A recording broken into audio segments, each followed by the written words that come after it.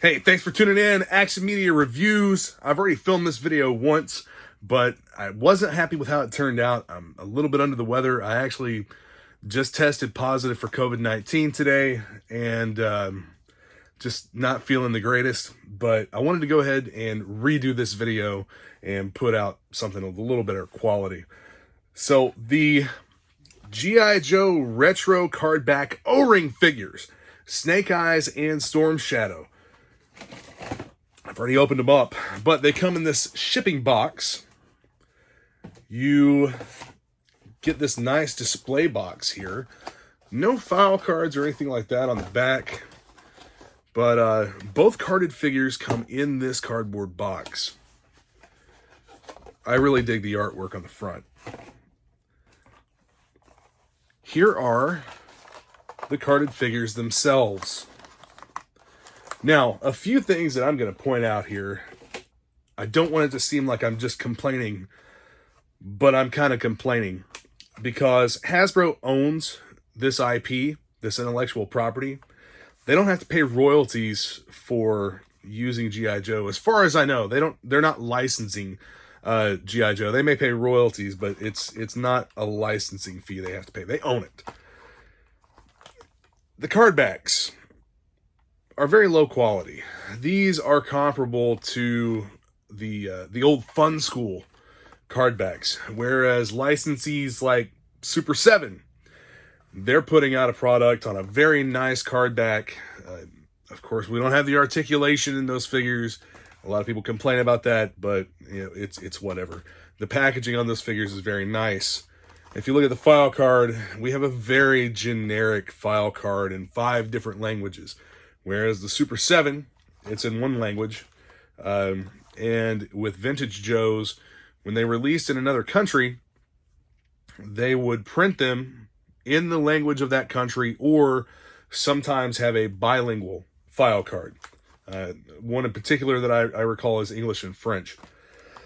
But I feel like the packaging on these is lacking, especially for the price point. You're looking at around 40 bucks for this 2-figure set, so 20 bucks a piece for O-ring figures on shitty packaging. You can buy a classified figure for not much more than that. A really nice boxed, detailed 6-inch classified figure for not much more than that. Now, those don't have file cards or any of the other stuff like that we like. But the retro line seems to be kind of all over the place. So here's how the retro line started. It's a modern figure on the retro artwork cardback. Same low quality cardback, but you get a modern figure. We ended up with a couple of new molds. The retro line is now extending to a 6-inch repaint set. Baroness, Gung Ho, Destro, and Lady J. In 6-inch classified style, but on a retro cardback. They're $22.99. So $3 more for a 6-inch figure than what they're charging for an O-ring figure. The price point's just not great on these. But anyway, like I said, I don't want this to be just full of negativity and seem like I'm complaining at all.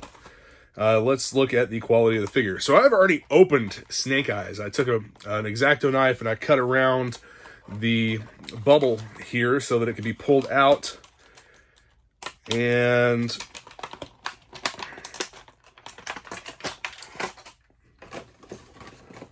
talk about some cool aspects of it. This insert tray. This is really nice. It keeps everything in place except for the satchel charge, which actually just fell out, but it's everything is like kind of vacuum formed around the accessories, so it's all in place. The figure itself, one of the main things that I noticed here before I ever even opened this figure, right here, see that little white line? That is a stress mark on the elbow. Whenever you're taking these figures out of the tray, be careful because they're in there pretty tight. but the stress mark on the elbow is bothersome to me. This is a brand new figure. It's not like this has been sitting on a shelf waiting for a while, for years, for decades. As we've seen with some figures, the elbows will crack in the package.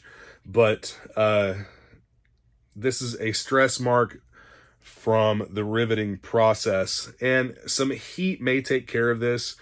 Also, one thing that I want to point out, we were told that the lower arms would be a slightly softer material to prevent breakage of thumbs. So let's take a look here, see if I can show you. This is a bit flexible, and we'll probably do a much better job of not breaking the thumbs. Overall, the construction of the figure, the feel of the figure, it's really nice. It's got some weight to it, kind of heavy. And the finish, of course, this figure has no paint apps, but, and I'll show you this up close in a first-person perspective here in a moment, but you don't have any paint apps. The sculpt and mold and everything looks really good, but it also has a matte finish on most of the parts. The head is somewhat glossy. The body is matte. The upper legs are matte. The lower legs are somewhat glossy. And the upper arms and lower arms are a little bit glossy, whereas the elbows are a matte finish. So let's go ahead and flip around and talk about some of the accessories and stuff. The bottom of the display box actually has another little compartment here that contains tissue paper wrapping accessories. So why would they not include these accessories in the packaging for the figure? You have a figure stand, an extra Uzi. These are Snake Eyes accessories, by the way.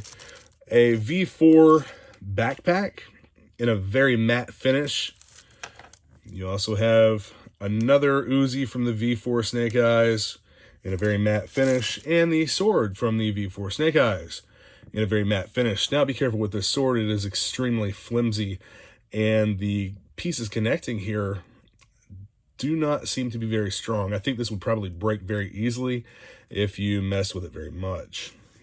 Let's see if it fits into the backpack. Well, at least there's that. It does fit into the backpack. Let's check fitment of the backpack onto the figure. Presses in really nice, fits flush, all around good to go. Again, I'm going to try not to break that sword. Man, that is tight in there. It's almost like a softer material. Yeah, you can, it is a softer material. Figure stand. See how well it fits here. Now that is pretty tight. Probably not going to want to force that. You'll explode a heel. Won't be using that. I'm actually pretty well disappointed with the packaging, and I'll show you what I'm going to do to make that a little more appealing here toward the end of the video. But this figure all around is really nice. As far as the feel goes, the stress mark on the elbow, that happens with pretty much any O-ring figure. We will go ahead and disassemble him, and I'll show you the inner workings of the figure. Phillips screw in the back.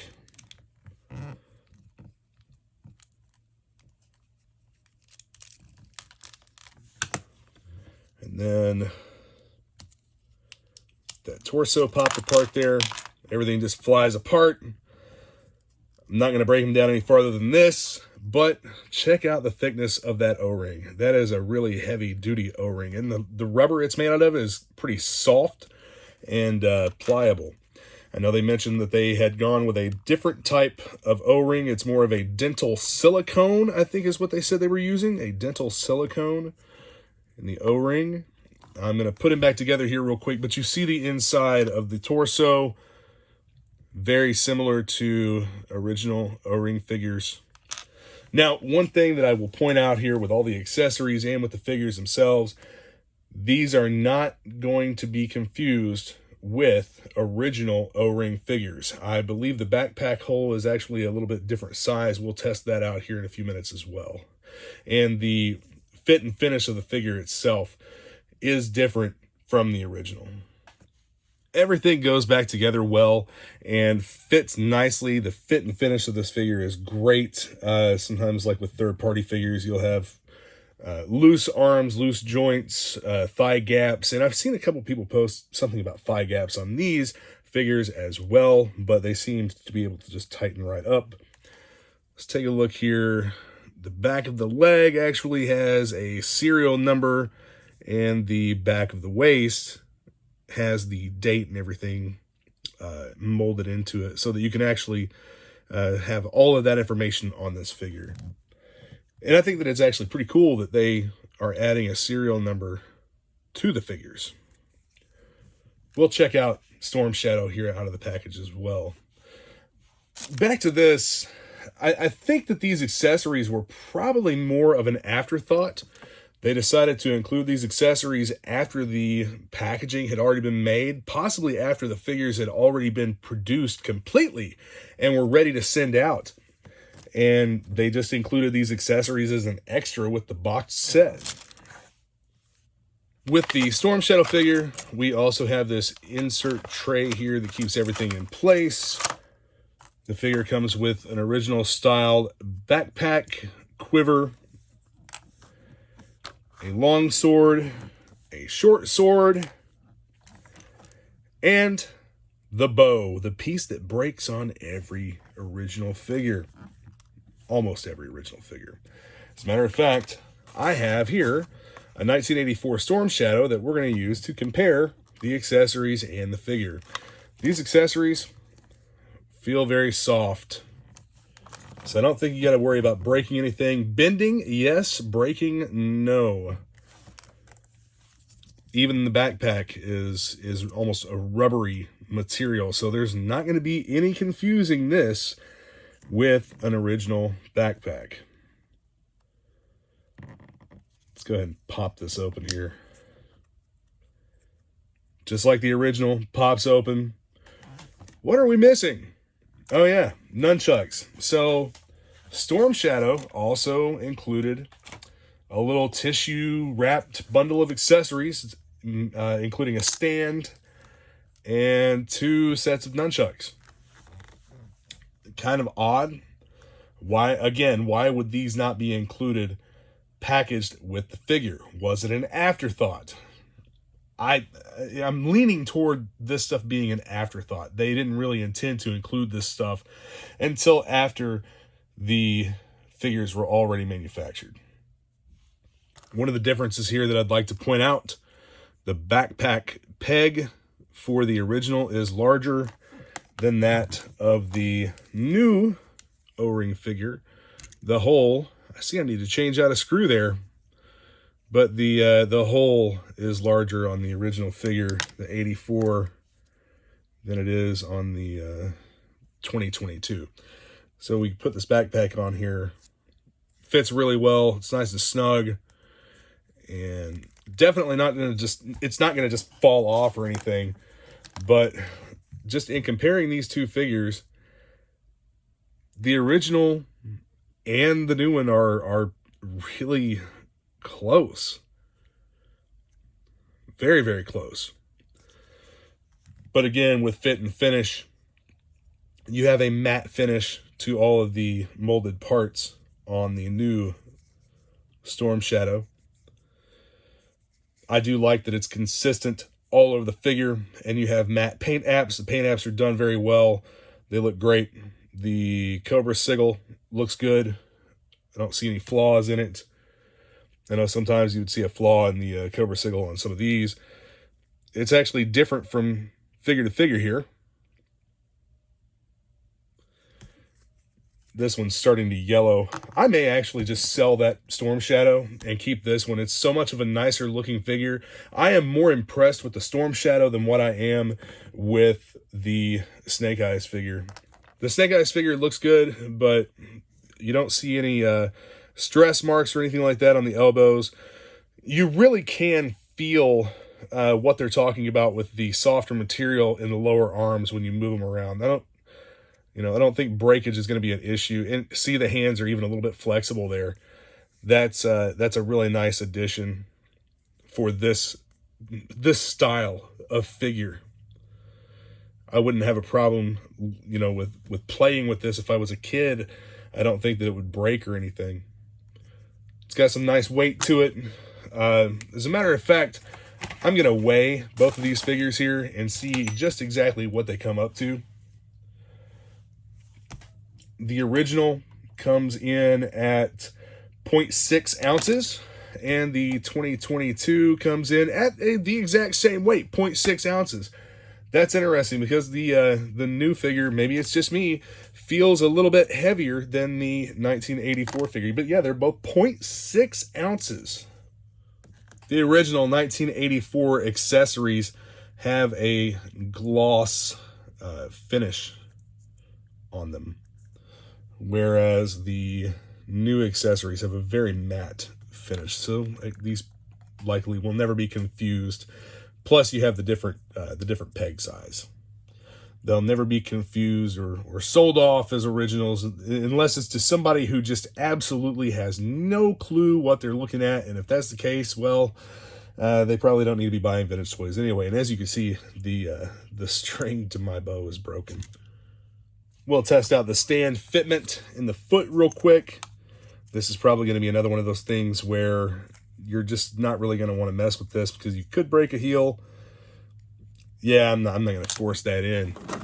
Something else that I notice here, on the original 84 figure, the holes in the feet are round, and on the new 2022 figure, you have a hexagon for the hole in the heel. Yeah, the figure stands are something I'm probably not going to utilize. They'll just be I'll just keep them as an accessory that was included with the figure. So I was going to put these back into the packaging, and as you can see, like, I didn't destroy anything here. I was going to put them back in the packaging and use Mockmaster's cases, but I think I have something else in mind, at least for a temporary fix, if not for a permanent fix. I may actually end up going with reproduction card backs for these figures later on. But check this out. If you watch my channel or you follow me on Facebook, you know about the clamshell cases and what a great display these make for loose figures.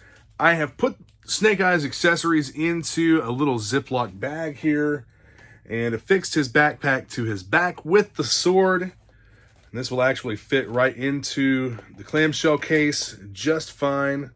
Spread his legs out here just a little bit to give him a better stance. And the package of accessories will go in right behind him. I have a 1982 card back here that I'll insert into the clamshell case. Voila! Check that out. 2022 Snake Eyes with all of his accessories. Can't talk. The congestion's got me a little bit today. But in the clamshell display case, I think that he looks fantastic, even with the accessories that don't technically belong to this version of the figure. I'm going to do the same thing with Storm Shadow. I think this looks phenomenally better than the thin Funskool thickness card back that we got with these figures. Plus, all of the accessories are with the figure. As I'm putting everything together here, I would like to note that the fitment of these accessories is really, really nice. Everything fits together well. It looks good. I actually like the matte finish, I think, better than the gloss finish on the original accessories. Here we have him geared up, backpack on. I'm not going to put the nunchucks in the backpack. I've never liked the way that those looked sticking out of the top. So those will go in a little bag along with the figure stand and into the case. Now, one thing to note on Storm Shadow, the serial number on the back of his leg. Let's see if I can get this to focus. Serial number on the back of the leg. It's not going to focus for me. But anyway, this is actually color filled. It looks like it's laser etched into the back of the figure's thigh. I'm really impressed with how Storm Shadow looks. So as disappointed as I am with the packaging, I can fix that myself, and the figure looks phenomenal for an O-ring figure. I'm extremely happy with this figure. A lot happier than I was before I opened them up. If you have these figures, you know, you've really got something nice. I think that $20 on these, I'm happy with that. And here the 2022 O-ring Storm Shadow is in one of my clamshell display cases with the card back insert. And I've got a real file card back here. It's oversized. It's not the same size as an original file card, but it is all of the same content. And you have the artwork on the front, etc. Massive improvement for me and my my display needs here. On both of these figures, here you have both of them together. Really happy with how these look in the clamshell case. So, what I was saying about the price point being $20 a figure and everything that you can get for that, or with a different type of figure, or how some of the modern retro figures were priced lower than that. What I'm looking at is the fact that I've bought a ton of third-party stuff. Black Major, Red Laser, even the Lidl, the Lethal figures. I don't remember how much those cost each, but I know that most of these third-party figures cost somewhere in the neighborhood of $20+. And you don't get any of the packaging, you don't get any of that stuff, you don't get a file card, you don't get anything. It's just a figure. It's just a figure. And with these are actual G.I. Joes. So looking back on it again, the price point really doesn't bother me that much. As with anything in any hobby, you have to weigh the pros and cons of what you're getting. If and price with anything, vintage, modern, whatever, secondary market, it's totally subjective. Something is worth what someone is willing to pay. And as far as these go, just based on what I've paid for other figures, I'm willing to pay $15 to $20 a piece for these, especially if the O-ring line is being released as Hasbro Pulse exclusives. I'm even more okay with it at that point. If these aren't going to be in Walmart, obviously this set's not going to be in Walmart because it was a Pulse exclusive set. If all the other O-ring figures remain coming out in 2-packs as Pulse exclusives, you know what, I'm fine with that. That's cool with me. I do think that Hasbro needs to step it up with their packaging, though. If they're going to be releasing these figures and playing on the nostalgia thing, it feels like they're falling a little. It feels like they're missing their mark. They're falling a little short.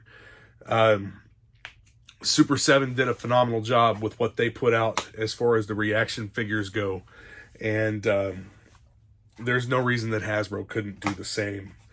But I keep looking at these figures because I just think they look so good. And it's not just because I sell these cases, but I think that they just look so much better in these cases than they do on these card backs. So there's one more thing that I want to go over with you all here. For the first time, and I haven't said anything about this yet because I didn't know where to tie it in. It's something completely new for me. But I received fan mail. I've never gotten fan mail before, but I received a handwritten letter from Kenneth Riley. Kenneth Riley watches the channel, watches my videos, and actually took the time to hand write me a letter here. Very cool. Says, I really like your YouTube series. I hope the series continues. When are you going to do more on Black Major figures and more unboxings? I think the Snake Eyes movie was very good. So touching on like a couple of the other videos that I put out, I probably won't be doing any more Black Major stuff. I've kind of quit buying third party. I'm more focused on all Hasbro stuff now, all actual G.I. Joe stuff, and other lines as well, like Action Force. I got these figures and I like them a lot more than what I thought I was going to, but You know, it's mostly just other lines for me now, and sometimes you have to make sacrifices to continue doing what you really want to do. And some of those other lines, like the Masters of the Universe Origins figures, I was really into those for a short period of time, and I think that I'm probably done with that line. I'm probably going to get rid of all my Origins figures. But as far as the G.I. Joe, the Snake Eyes movie goes, you know what? I watched it one time. I liked certain aspects of it, but I was also disappointed with certain aspects of it. I want to watch this movie again. I want to watch it again with my fiance, who has no connection to G.I. Joe, no connection to the history or anything of it, and see what her opinion of the movie is. Is the movie really trash, or is it just fickle fans who want to cling to their 1980s childhood? I think that could be quite a bit of it, and I think that could be part of the problem with myself. Now, the first movie did kind of suck, and a lot of that was because, again, of that connection to the past. But anyway, thank you for writing me, Kenneth. I appreciate you, sir. Thank you for watching and for being a subscriber. And since you are, you are actually just a state away, so I look forward to seeing you at the Kentucky Anna G.I. Joe and Toy Show in July this year in Louisville at the Hilton Garden Inn. All right, guys. Be sure to hit that subscribe button. Stay tuned for more videos coming soon. I'm actually stuck quarantined at home this week, so I should be able to crank out some more content. Thanks for watching, and Yooo Joe!